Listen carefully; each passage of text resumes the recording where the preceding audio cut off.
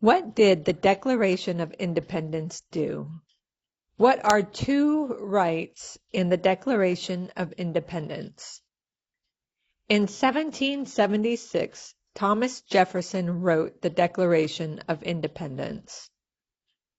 On July 4, 1776, Thomas Jefferson and the Founding Fathers signed the Declaration of Independence. The Declaration of Independence declared independence. It declared separation from Great Britain. The Declaration of Independence said that the United States is free from Great Britain. The Declaration of Independence guaranteed the rights of life, liberty, and the pursuit of happiness.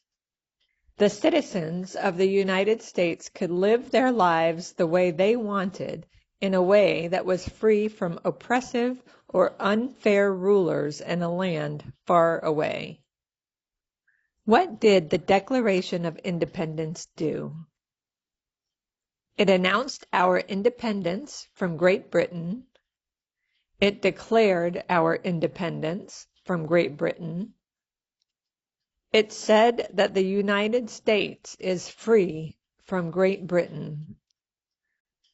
What are two rights in the Declaration of Independence?